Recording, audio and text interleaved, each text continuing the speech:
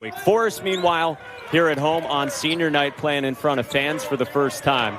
Corey Alexander, formerly Bearded, Mike Monaco, our entire ACC network crew with you. Going to do that anymore. We won't win games that way. And since then, playing very good basketball and now find themselves in a position to pick up a bye. Wright and Alvarado, and we're going to dive into your all-ACC teams as well.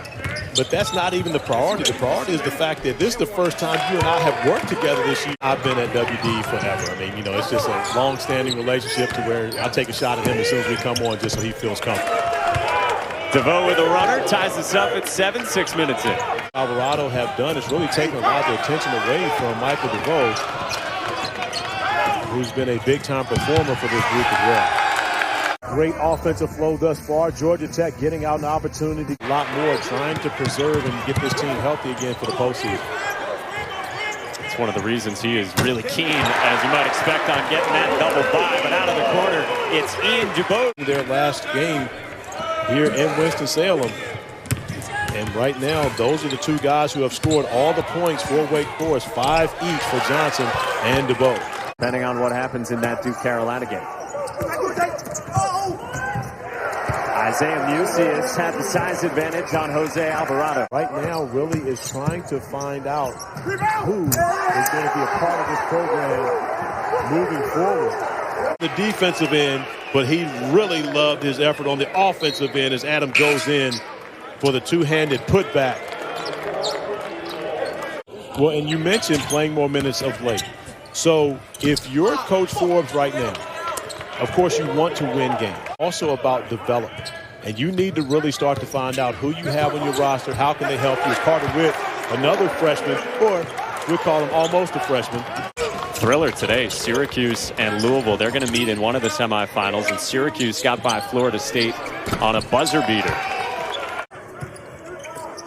Okay, we see those half-dozen steals, and then Georgia Tech has its second. Usher, through the traffic, just scooped it up and spun it home. Quickly into Jose Alvarado. Tough shot in the mid-range, back iron. Devoe on the reload for Tech. Also gets it done defensively, but has the ability to make plays. And, of course, right on cue, whenever you talk great about someone, they turn it over. And Jordan Usher's turnover leads into an easy bucket, which has definitely aided the offensive attack for the Deacons. We saw the double on Moses Wright. It went away, and he scored in the one-on-one after that. And keep them off the three-point line because they have a number of guys that can knock it down. And Wake has been struggling recently. We told you they came in on a 6-game losing skid. Vince on the wing, Booz on the other block, but you put Cornette at the point. That is not his strength. Allow him to be in the back line blocking shots. Point guard, let Kelsey Riggs go to that. One of the officials saw the timeout before it was a hold ball. That's the right call. And Georgia Tech uses or lose the timeout before the half. It ends up being a great call. Georgia Tech, meanwhile, a chance to get all the way up to the 4 seed in that double bye if they win. And if Louisville loses, they've got a run out and they stretch it to 8 thanks to Devoe. Against Duke on Tuesday, but Josh Pastner said afterward he basically played it on one leg because of the knee injury that he's dealing with. And we've seen him running around Gimpy a number of times as he find his way to the rim. A dozen for Ian DuBose to get it back down to single digits. Devoe sends it right back to double figures, connecting from deep, and he's got 14 now. The film sessions, they do not lie as Moses Wright threw it away. Pastner won't like that. Williamson the run out, attacking and finishing against Moses Wright. Hello. If you're Wake Forest, you get him off the floor, you're definitely in much better shape. Well, here he is with it with the 3 fouls. He was able to find Moses Wright, who dumped it in, and Moses Wright's up to 10 after a slow start. No, he's playing Gimpy, but this has not been his best performance. So to everyone on the flats, all the Georgia Tech fans. So we look at the Moses Wright streak of the 25 and 11 a game. It's great. It's phenomenal numbers, but he hasn't done it against the best competition. I go back to the games against Virginia where he didn't stand up in comparison to having Moses Wright on our first team. As we see, get a turnover here, and Alvarado gets the run out and the lay-in, and the lead is up to 11. But if you go February 10th to March 10th, is that enough to give someone ACC Player of the Year? Man, it's two really good choices to choose from just on that team. And as Jordan Usher scores and smiles. 37-point performance hit last week, I believe at home over Louisville. And the only thing that stopped him was he fouled out. And so, that was the only thing that stopped him in that game. Florida State and Virginia have two players on the second team. And that goes to show you how valuable, those guys have been each. So, that's why those guys are on the second team with Moses Wright, because Moses Wright, who's been as great as he has been, for the last month, we'll say, of the season. Lifting Tech right now to this double-digit point lead. Mike Devoe's got 16 for the Jackets. And Devoe could be one of those guys that's on third team alongside Amir Sims and rewarding Howard for his stellar play as Georgia Tech goes to that zone, which no one has been able to figure out in 5 years. Or Josh Bassman will get away from that zone and go back to traditional man-to-man. And then DuBose got a turnover. This is Quadri Adams attacking Alvarado. And DuBose stuffs it home.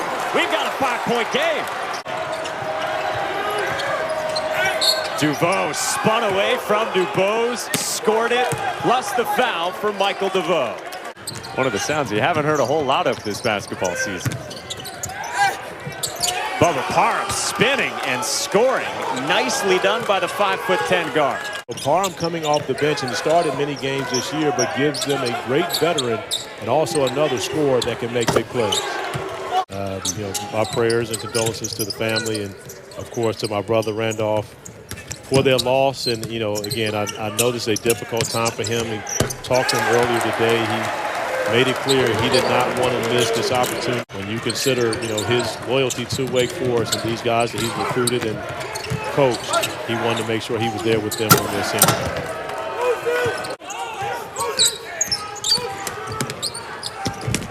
Davian Williamson, tough drive, got around Alvarado. Dunking around the rim and finishing it off for a big game as he goes once again through contact, an opportunity for a three-point play. Yeah, there's a science to it, and then there's an artistry to it as well from Roger Ayers with Wake down a dozen, but Carter Witt slices into that. You go through a man that sees all colors. You know what? See, and I thought we were doing well today, Mike. I hadn't taken any shots, or maybe a couple small ones as Jose Alvarado penetrates, making an 11-point game once again. Do anything to deserve that, did I? You got to catch them when they're least expecting it. I had lulled you into a false sense of security. Good answer from Ian DuBose, who continues an excellent night. Led by my little sis, Kelsey Riggs. DuBose on the drive, got a foul on Devoe. Believer in the broadcast jinx, Corey Alexander. DuBose, 18, that's the most he's had now a couple of times in a Wake uniform, and that's a tough shot from Jordan Usher, a little running floater there. Doing a tremendous job again today, 4 steals, separating himself now by 15 steals from Jordan Gowar, who's second in the ACC, who would now need 15. Take Jose Alvarado, and Alvarado with the assist may not be done for the evening. Carter Witt connects from deep, 9-point game with 2 left. Happy birthday, Mama Paul, who is huge in this Winston-Salem community for what they do for the young people on and off the basketball court in this area. Anyone just lit up Jose Alvarado this year? The answer is no. I mean, again, there have been guys who've had good offensive games, but they've had to work for everything against Alvarado. 10-point game, Massoud on the sidestep. He missed it at the rim. Alvarado comes up with it, and this thing's over. Usher the slam. My God. The colorblind comment led to all of this. Georgia Tech wins it 75-63. They get to 11-6 in the ACC.